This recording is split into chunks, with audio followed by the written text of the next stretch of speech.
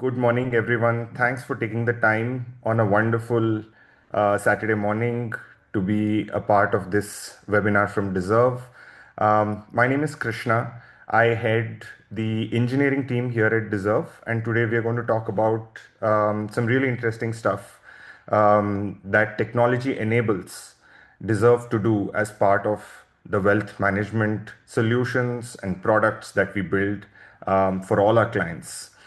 Um, so, quick introduction. Like I said, I head the engineering team. I've been with Deserve for for close to 3 years now. So being a part of a very good journey in terms of building not just technology solutions and products, but actually see the wealth management industry itself evolve and mature in a very, very clearly technology enabled way, where Deserve has been at the forefront and has been a pioneer. So we'll talk about these aspects as we go along. Before joining Deserve, I've worked at companies like CoinSwitch. I've worked at Amazon for close to 6 years, and before that, I've spent a decade building networking products, wired as well as wireless networking products with companies like Juniper and a bunch of startups in the Silicon Valley. So let's get started. Next slide, please. So what we're going to do is we are actually going to talk about three different aspects of technology that are relevant to Deserve as a business and that are extremely relevant for all of you as clients and customers of Deserve. We will talk about how technology acts as a differentiator, which allows us to build experiences and products which are different from what you see out there with the rest of the wealth management industry. Secondly, we will talk about how technology enables Deserve to do what it does at scale without compromising quality, without compromising the uniform experience that every customer expects, but at a scale which is at least 10 to 100 times larger than traditional wealth management firms. And thirdly, we will also talk about data security as a separate section because all of you, I'm sure, are extremely concerned about what is the data that Deserve has access to, how is it being stored, who accesses that information, and how and with whom do we share this information, right? So we will have a separate section which talks just about that. To get started, what we will do is talk about two aspects of technology which allows Deserve to just offer differentiated services and products. And then we will move on to how technology enables us to do this at scale. Next slide, please. So let's talk about what does tech enable us to do in terms of offering services and products. There are five large areas in which technology builds products or enables products at Deserve. We'll go over these one by one very, very quickly. Please feel free to ask your questions in the Q&A tab. I will ensure that I answer all of these whenever we are changing a section or right at the end of the presentation. So please keep your questions coming, and I will go through them. So let's get started. The five large areas in the sequence of the customer life cycle are portfolio review. This is the first time that a customer interacts with Deserve. So this is the point where the customer shares information for the first time and starts their journey with Deserve.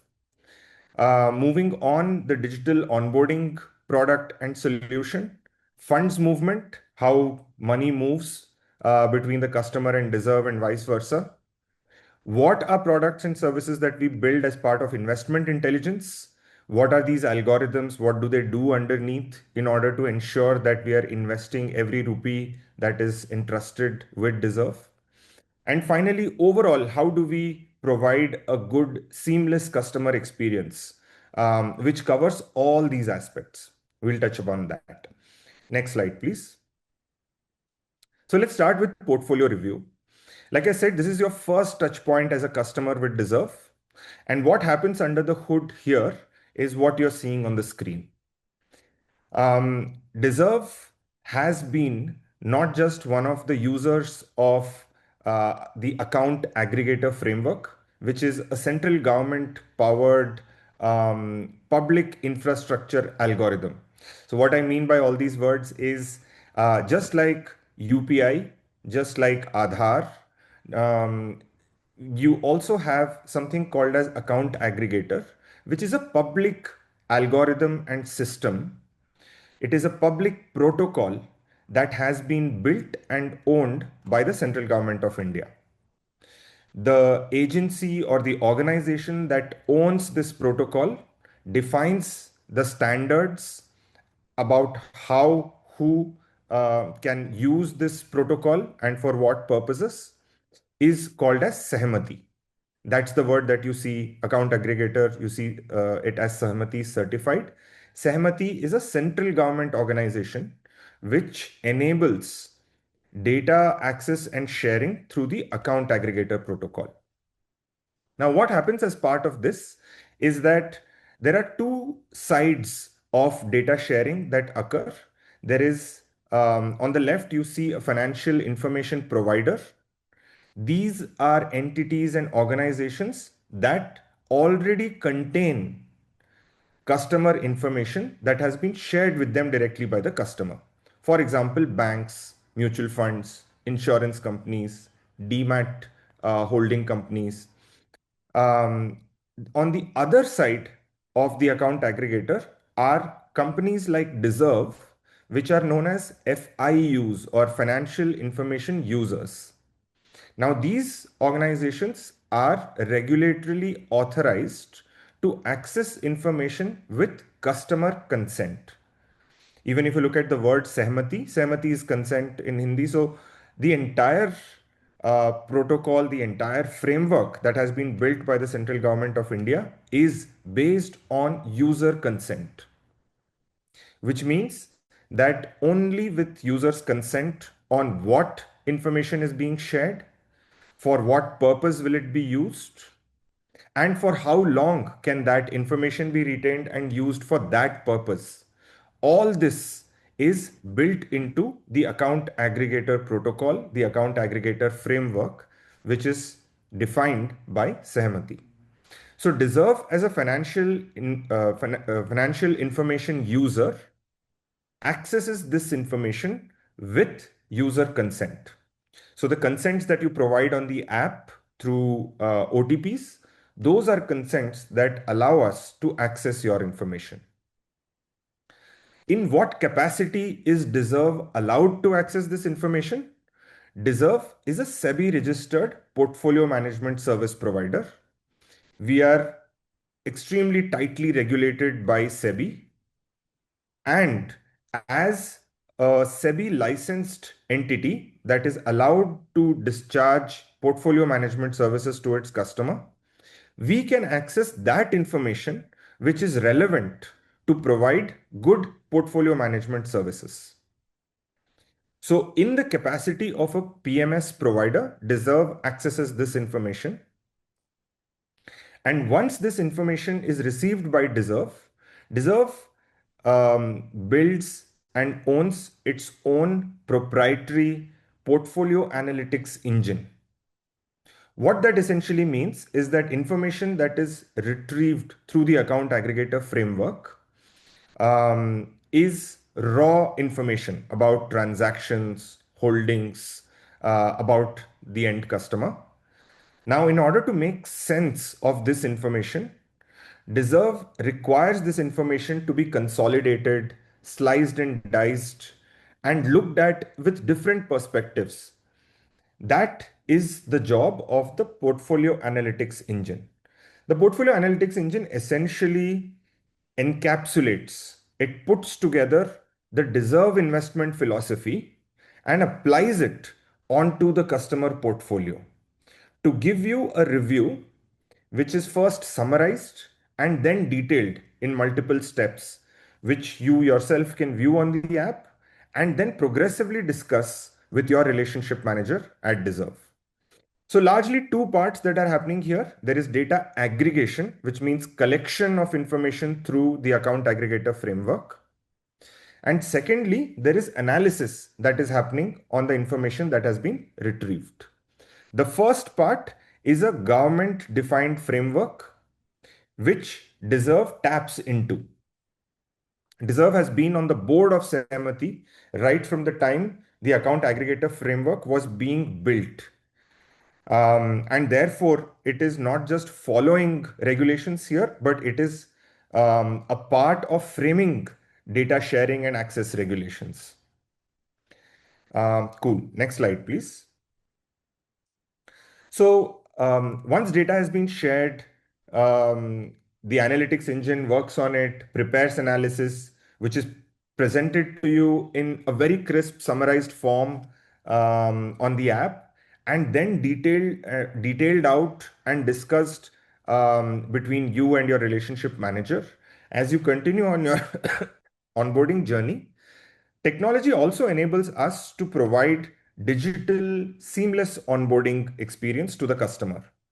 Now, compared to traditional wealth management firms, where you're filling out long paper-based forms, often running into 20, 30, 40 pages, which first need to be printed out, couriered to you. Then these forms are filled, couriered back to the wealth management company, shared with custodians, with the exchange, so that relevant accounts are opened. All of this today continues to remain a completely offline process. Dezerv was the first wealth management company in the country to build and offer a digital, end-to-end digital onboarding experience to its customers. We first co-partnered and built it and co-built it with existing partners in the ecosystem, like KFintech. And then we were able to build out the entire end-to-end experience on both our mobile and web-based experiences to allow a completely digital onboarding experience to our customers. What does this mean? What it means is basically we are able to perform eKYC verification of your documents. So OCR-based identity verification of your Aadhaar and PAN. We are able to perform video-based in-person verification, which is a regulatory requirement, as well as we are able to execute digital agreements such as Aadhaar e-sign for instant paperless execution of your onboarding process. The onboarding process itself does not end with filling out forms, as you all are aware. Once these forms are prepared in digital form, these are then shared with multiple entities like the Bombay Stock Exchange, like our custodian, like your ICICI Bank or the SBI Bank, which then have to open relevant accounts which become touch points or interfaces for fund movements, for transaction execution. And all of this is done today digitally under the hood by technology products that we build to provide this experience to you.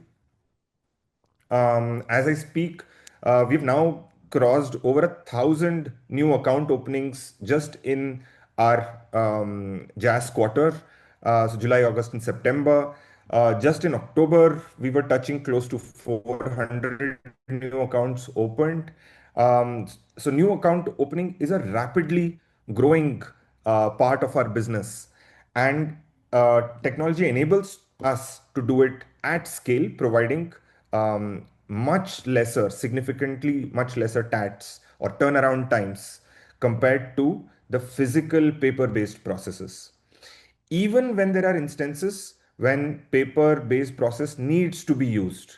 For example, there could be situations where certain identity-related details need to be edited, are incorrect, do not match. Even in these situations, technology enables us to quicken the paper-based processes. For example, enabling us to prepare pre-printed forms. Technology enables us to track couriers in real time, even if we are using paper-based forms. So there are a number of these small, smart solutions and tweaks that technology enables us to provide you with a great onboarding experience. Next slide, please. Moving on. So once your account is opened, that is where fund movement starts. Fund movement happens in both directions. And while I'm focusing a little bit on fund movement, we also get involved in a lot of asset movement, which means that transfer of assets, asset migration, buying and selling of existing assets, that also happens. I'm focusing a little bit on the fund movement part. So fund movement part essentially means that the customer is either transferring cash from his or her bank accounts to the Dezerv bank account, and sometimes when there is redemption of assets happening, then there are also fund movements that are occurring between, let's say, your AMC and your own bank account. Um, Within Deserve, the technology team builds fund movement solutions that enables us to track and quicken the pace of fund movements. What I mean by that is, let's take a real flow. So let's say we have money which is sitting in your bank account. It now needs to move into a Deserve provided bank account, which we call as a Deserve pool account. Now, this is a bank account that is opened with a custodian bank. Um, Typically, we open these bank accounts with ICICI or SBI. And Deserve has discretionary rights on accessing money that is sitting in these bank accounts. And the banks themselves act as custodians of the money, and these banks are registered custodians, and they are registered with SEBI, just the way Deserve is a SEBI registered wealth manager. Similarly, these banks are SEBI registered custodians of wealth, right? Now, money movement between your bank account and the Deserve pool account needs to be tracked, needs to be provided visibility to both customers as well as for all teams within Deserve that are now in charge of taking this money forward in its deployment life cycle, right? So once money moves into our bank account, we need to figure out who does this money belong to, for what use or purpose should this money be put to, what are the transaction or execution decisions, deployment decisions that we need to take on this tranche of money that we have received from the customer. So, allocation, classification, taking an investment decision, and then execution of that decision on the tranche of money that was received by you. All that is powered by technology solutions that are built in-house by the Deserve product and technology team. Um, when I say allocation or classification of money, I mean whether you're giving money for a PMS strategy, an AIF strategy, and then through these strategies, does this money have to be invested into mutual funds or bonds? All of that allocation happens through technology systems. I spoke about real-time tracking that allows us to get live status updates right from the time a funds transaction is initiated to the point of settlement. And we get real-time notifications from all the parties involved, whether it is the source bank, the destination bank, as well as the payment processors that enable money movement between multiple banks. Another interesting aspect of fund movement is SIPs. So when you set up SIPs with Deserve, two things are happening behind the hood. One, we are setting up a mandate on your bank account, which is set up with your consent, which allows us to deduct funds on a regular interval, just the way you set up SIPs for mutual funds. In the same way, sorry, Deserve also sets up mandates for real-time money movement with zero manual intervention. Finally, I spoke about custodians like SBI and ICICI. We have direct API integration or direct tech integration with these banks that allow us to access bank account statements, settlement statements, as well as status updates and notifications, which alert us and tell us that money movement is in progress. Next question, next slide, please. Moving on. Now, once funds are sitting in our bank account, um, we now need to take a decision, and we now need to take a decision very, very quickly. Because every day that we lose with money sitting in the bank account, markets are moving. And that is the part where investment intelligence comes in. We have proprietary investment models which systematically execute investment decisions which are deeply rooted in our investment philosophy. What I mean by that is that our investment team, we have a central investment research as well as intelligence team, which is in charge of building models that determine investment allocation decisions.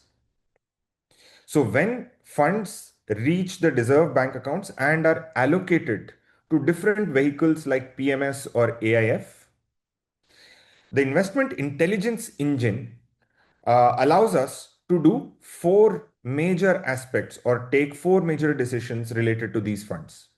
The first aspect is categorization. And by categorization, I mean asset categorization, which means into what kind of asset should these funds be deployed in. The second aspect is analysis, which means what is the current state of the customer portfolio? What is the current state of the market? And in order for me as Dezerv as the wealth manager, what is the best decision that I can take at this moment with the tranche of money that has been entrusted to me that will allow me to optimize for customer defined goals as per the strategy in which you are investing in. The third aspect is even in the absence of new tranches of money coming in, we or our investment intelligence engine looks at all customer portfolios on a regular basis. It could be weekly, monthly, quarterly, and then takes a decision whether these portfolios needs to be actively rebalanced. What I mean by that is that even if you are not making a new funding decision, you're not transferring any new money or wealth to a Dezerv bank account, your existing portfolio is constantly analyzed and looked at by our investment intelligence engine to take what we call as a rebalancing decision. Now, this rebalancing engine within the overall investment intelligence engine or system, what this does is again, it looks at current market conditions. It looks at the currently managed customer portfolio and determines whether any changes need to be made incrementally to this portfolio in order to optimize for customer goals. And I'm very intentionally using the word customer goals and not returns because every strategy, as your wealth manager would have already spoken to you about, is not purely about optimizing for returns. We look at returns in the context of risk. We look at returns in the context of your goals as to when and where and for what do you require wealth for your life goals. And these are taken into account by the rebalancing engine, by the investment intelligence engine, when it takes these investment decisions. Now, on the basis of all these parameters, our intelligence model then spits out or generates actual market orders So these are buy and sell orders that can be executed on the market, right? On the exchange. And finally, the monitoring aspect ties into rebalancing, where the model is constantly looking at signals from the market in order to determine what decisions to take on your portfolio.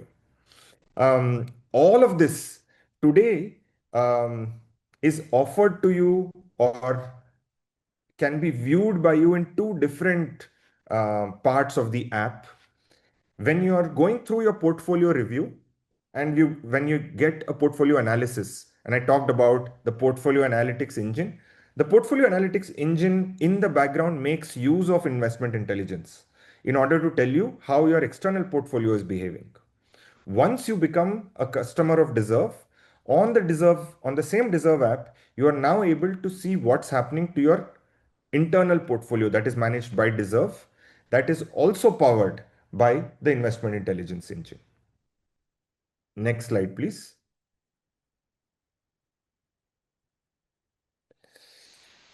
Talking a little bit about customer experience. Um, Everything that we talked about right now, as all of you know, needs to be made available to customers, as well as it needs to be made available to your relationship managers, to our internal operations team, to our internal investments team, um, through seamless web and app based experiences. This is what customer experience essentially delivers for our customer. So the technology team at Deserve builds multiple extremely detailed dashboards, notifications that talk to the end customer, that alert internal teams like your relationship managers, your operations teams, which allow funds movement, account opening, and transactions to occur. The customer experience aspect of Deserve also enables storage of digital data and information. We will spend a little bit of time on this, so I will not talk too much about it. And obviously enables you to get in touch with dedicated support channels at Deserve. Currently, we offer digital experiences through iPhone, Android, as well as web-based. Next slide, please.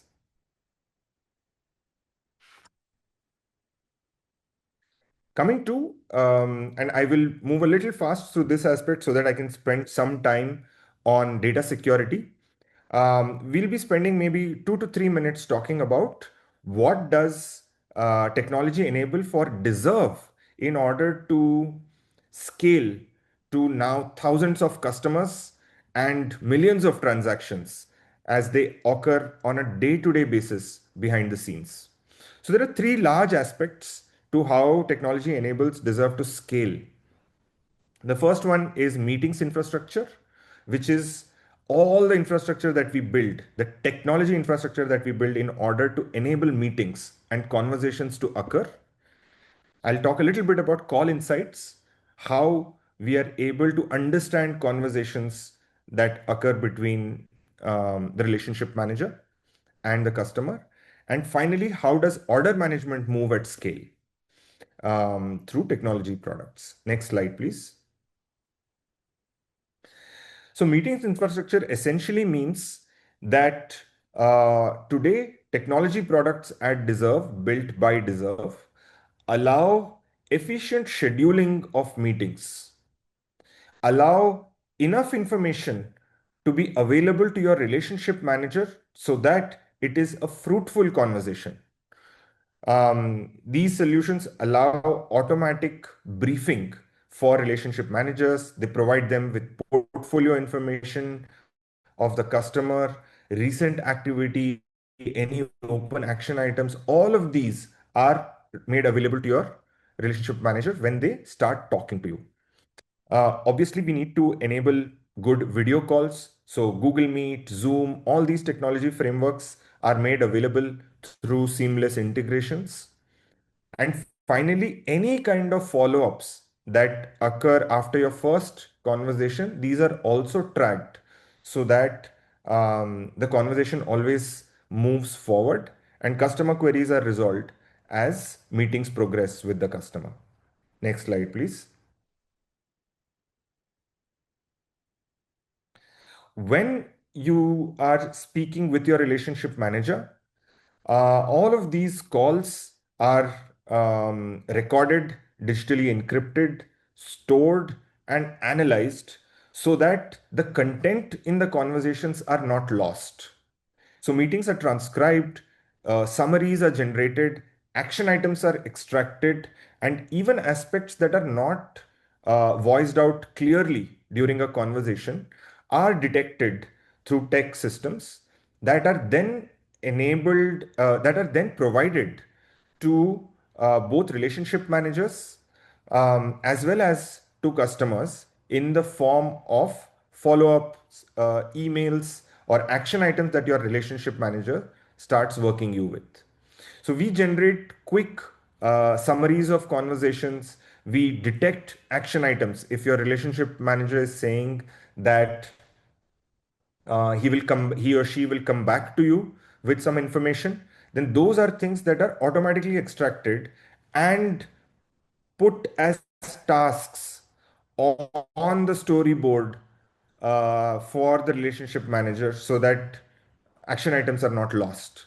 Conversations, topics that were discussed are not just swept away, and conversation always moves forward. Next slide, please. Moving on quickly to order management. I talked a little bit about how orders are generated by our intelligence engine. Now, these orders have to be executed.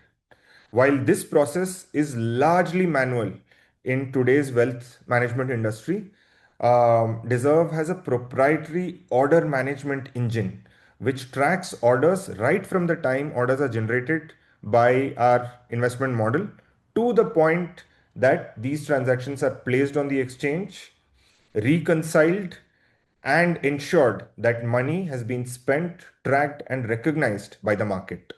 So starting from the investment intelligence engine to execution of these orders through API integration with the exchange, settlement related information that we consume in order to reconcile the order that was placed with the order that was executed, and finally making all this information available to both operations teams, relationship managers, as well as to customers. All of this is done under the hood with our in-house order management systems. Next slide, please.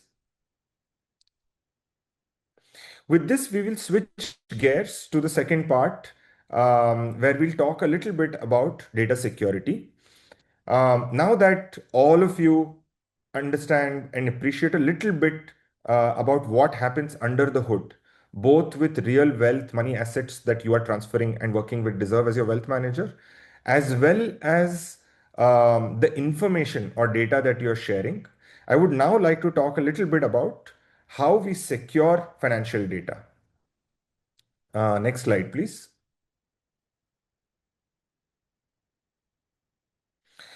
So, what Dezerv does is something that is very, very unique compared to a lot of technology firms and definitely in the wealth management industry.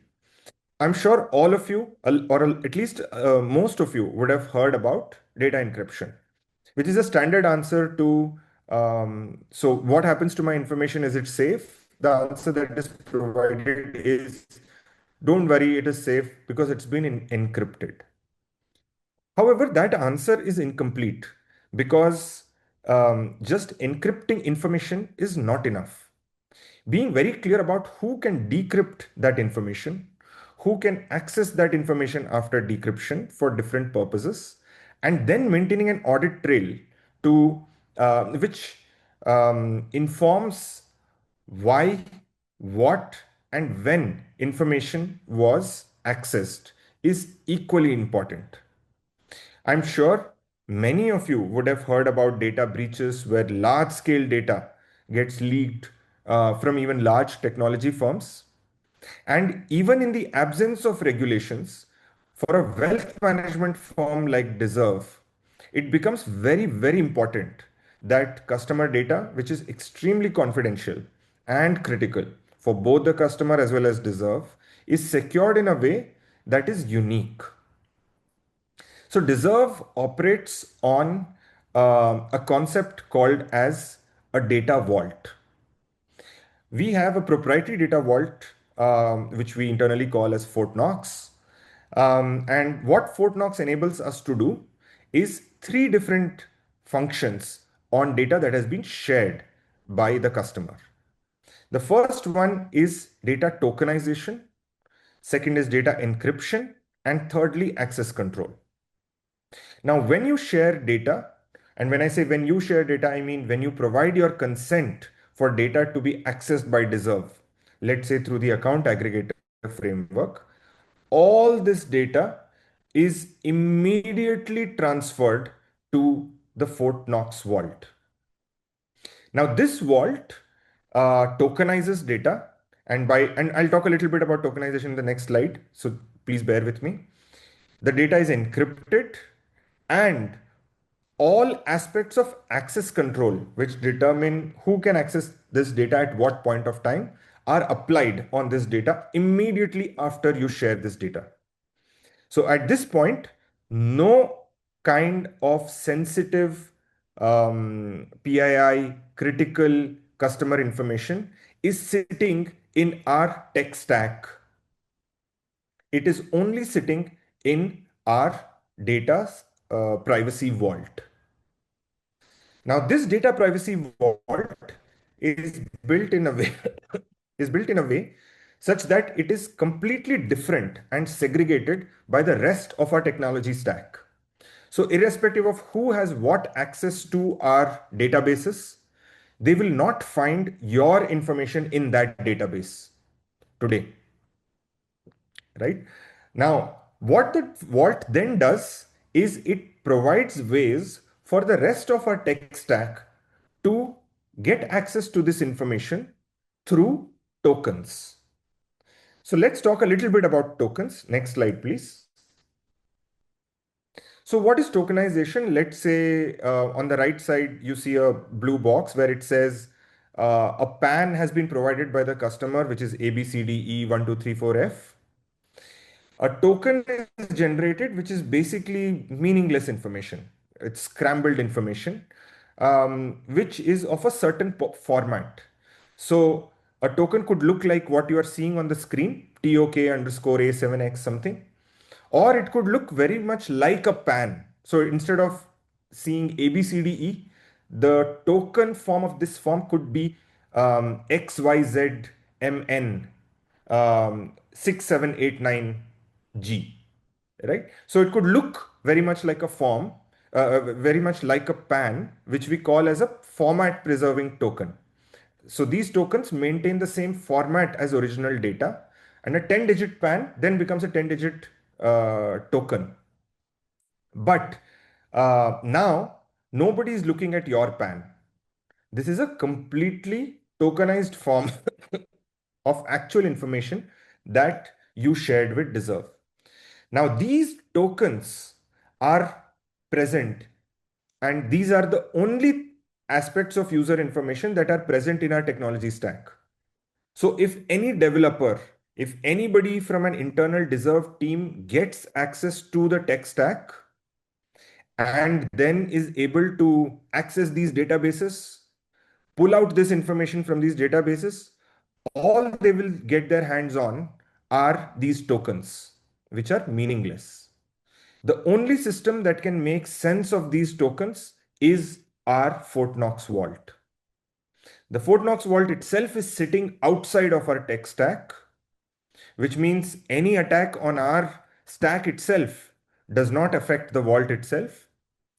The vault applies 256-bit encryption over and top of tokenization, over and top of the encryption that our own tech stack provides.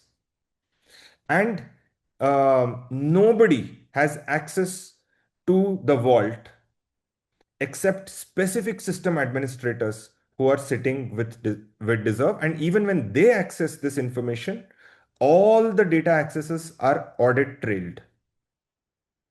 which means who got access, for what purpose, and for what time period is recorded.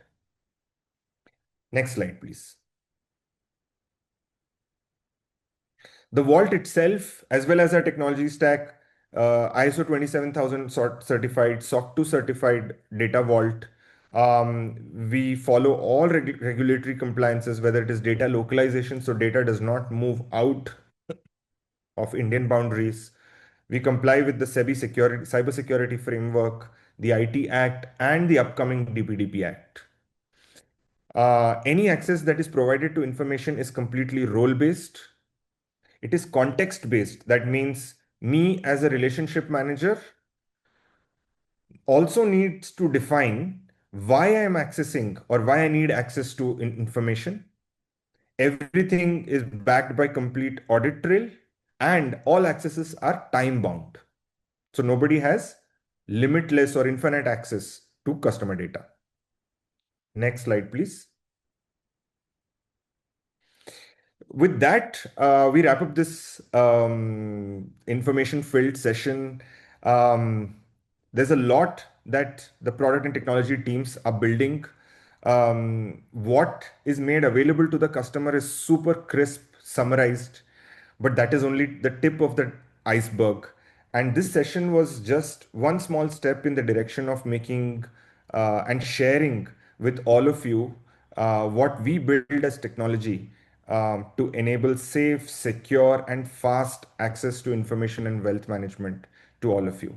I hope this was informative. What I will now do is quickly go through questions in the Q&A tab and try to answer these. Please feel free to ask any more questions on that tab.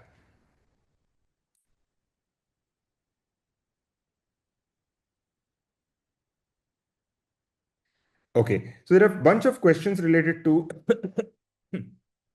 the portfolio analytics engine. How specific is it to a customer, and how is it made use of? For example, there's a question which says, is the portfolio analytics engine really personalized at the individual level? I don't see my RM contacting me unless a rebalance occurs. This is by design. So, what the portfolio analytics engine does, see, at this point of time, you as the customer have just shared information about your portfolio with Dezerv, right? So these are very initial times of interacting with Dezerv. The analytics engine essentially looks at your portfolio without understanding your goals, and based on market information, categorizes your portfolio and tells you what are risks and opportunities with your portfolio. So yes, it is personalized to that extent that it understands your external portfolio and understands the market, but it is not personalized to the level of understanding your goals. And this is the part where your relationship manager comes in. Now, the reason your relationship manager also contacts you at periodic touch points is because these are touch points that our intelligence engine tells us that something needs to change in the portfolio. So it is not the relationship manager who is deciding or lacking the ability to decide that I should be reaching out to my customer, or oops, I missed reaching out to my customer. The relationship manager is also guided and nudged. The relationship manager takes a lot of inputs by the rebalancing decisions that have happened or are about to occur. And therefore, the timing of when your relationship manager reaches out to you is actually driven by real market insights that are consumed by our intelligence engine. Right?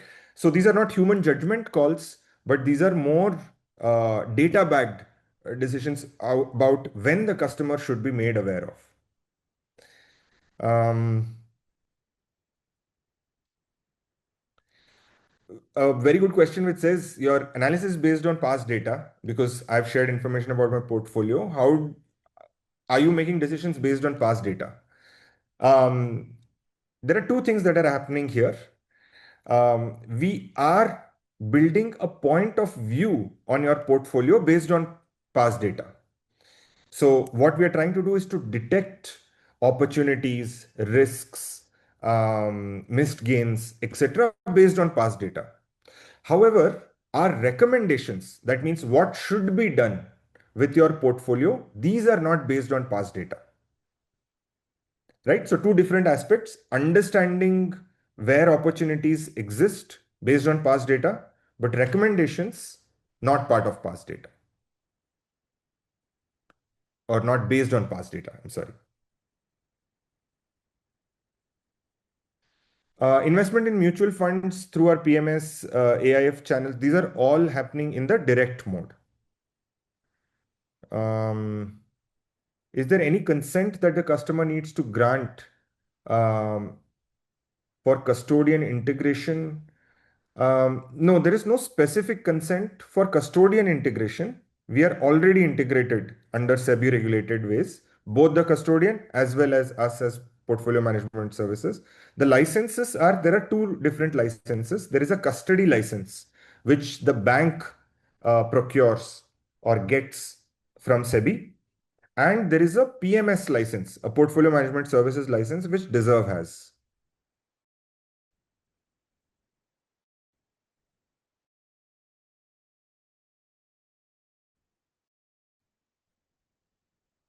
Transfer direct. Currently, we are strongly supporting or advising customers to move with discretionary PMS accounts, because what that allows us to do is take investment decisions at the right time.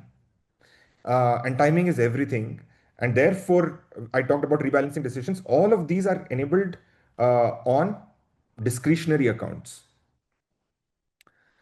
Um, Currently, I can see option for top up only one strategy. Why don't I see this in other strategies? This is something that is about to be built and launched. The team is currently working on it. There is no limitation. All of these strategies will get enabled with options for top up and SIP. We are working on this. ERS being our flagship strategy. When we start building these features, we prioritized ERS. The team is currently building for all other strategies so that they get enabled on the app. Um, what is the minimum ticket size? Our minimum ticket size today is at 50 lakhs to get started with our PMS product. What is the TAT, the turnaround time, fund transfer from customer account and deposit in fund house account? So TAT basically depends on the mode. So whether you're transferring money through NEFT or RTGS, as soon and therefore the TAT is not the deserved TAT, but it is the mode of payment that you are using. This is the TAT with which money lands in our pool account. Now, from the customer account to the pool account, money has reached. Now, this money needs to reach the fund house. This is the second leg of the journey. And the second leg of the journey completes within the day, which means that if you're able to transfer money within market closing hours, we have our cutoff times, which are typically around 11:30, 12 o'clock. So before, if we get the money on that day before these cutoff times, we are then able to run our intelligence engine, generate orders, and execute orders before market closes somewhere around 2:30. You then get assets or securities on that same day,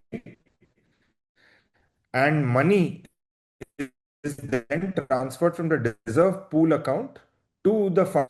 30 or 4 o'clock on that day, the fund transfer from the customer account, which started in the morning, will end at the fund house.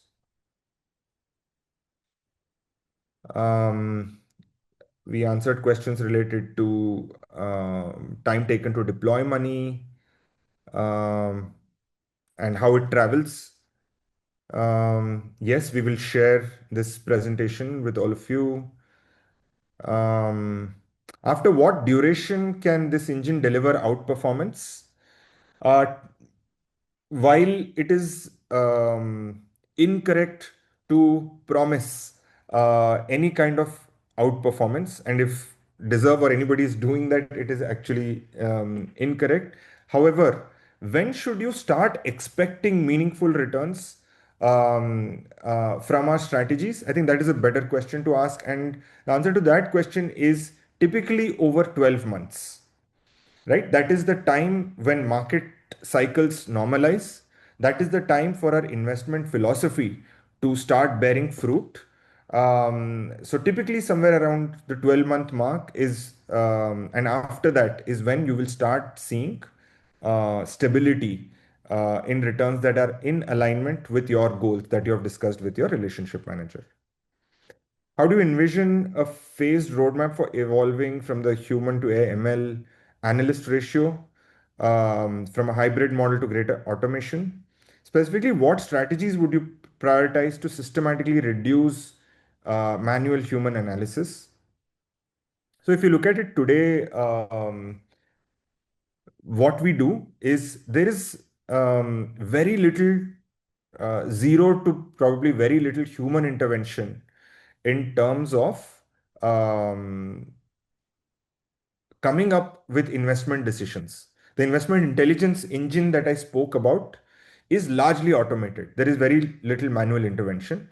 However, there is a human in the loop or a human judgment layer that exists after orders are generated, right? And the human judgment layer, or the humans in the human judgment layer, exist in order to review, approve, and catch anomalies. This human judgment layer, we don't want to lose, even if we make a great progress on our automated models. For two reasons. Number one, regulatorily, we need the human judgment layer. We cannot make completely automated decisions. Secondly, our human judgment layer is not just any human. These are extremely qualified, highly competent fund managers who are actually the architects of the intelligence model itself. These are the people who have essentially built the investment intelligence model. And therefore, we would want them in the loop in order to extract feedback, in order to extract learnings from orders on a day-to-day basis, in order to improve the model itself, right? And for both these reasons, the human element will remain. There are a bunch of other questions. I'll try to move to a slightly different section. Great initiative, Krishna. On this journey for 15 months, only challenge I struggle with how the watermark is applied over each quarter because it gets complicated as we pour in money inconsistently. Yes, this is something that we are working on. And to be very honest, the watermark aspect and how to understand it, how to apply it is a little involved. Our investment team is building on something which will make this much more simplified, both for the customer as well as for the relationship manager, to have a more nuanced conversation. You should see this coming out in the next few months. Um, Let me move to a few questions at the end. You mentioned that the portfolio is goals driven. Can you please explain on how the goals and transactions are mapped, and what sort of goals do HNIs and UHNIs usually have? Great question. So we are on a journey in terms of building goal-driven investment management. The way we think about goal-driven investment management is in two steps. The first step is when human um, involvement in the goal planning process understands customer goals, but leaves the allocation aspect to systems and models. We are in that part of the journey today. We are at step one. So, what typically happens today is your relationship manager, who is qualified to understand and map customer goals, to deserves investment philosophy and strategies, uh, provides this mapping or helps you map sections of your funds and portfolios to deserve managed strategies. The second step is largely automated with the human judgment layer that I spoke about. So once funds are mapped to different strategies, ERS, Alpha Focus, DDD, Shine, etc., the system takes over. The second step that we are now building towards is how can technology help in allocating and actively managing the initial allocation that your relationship manager worked with you with. It is not that relationship managers can't do this very well, but in order to do this at scale and in order to do this mapping of funds to different strategies on a regular basis, this doing this at scale requires dedicated discipline, rigor, and the absence of human error. And that is what systems that we are building are doing. Hope that sheds some light on goal planning and how goal-based investments are done. Um, this is all we have time for. I know there are way more questions. I would love to answer them, but we are at time. I'd be happy to answer these offline or in a follow-up session where we could do an AMA or an Ask Me Anything. And I'm absolutely happy to work with your relationship managers, and we could have a conversation with any one of them in order to have a more detailed discussion. Thank you so much for listening. If there are any other questions, I would be happy to answer for another 10 minutes. If anybody wants to speak up, share feedback, comments, or ask a question. I'm not looking at the Q&A tab now, just so that any of you should also be able to speak and ask questions or share feedback. Happy to do that.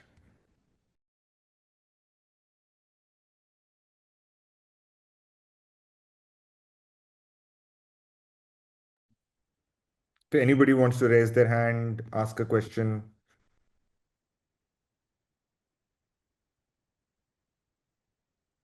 Awesome. Cool. I hope this was a good, informative session for everyone. Wish you all a great weekend and a very, very happy new year coming ahead. These are exciting times for the Indian economy, for the Indian markets, as well as for all of you as customers of Dezerv. Thank you so much and have a very happy new year and the rest of the weekend. Thank you.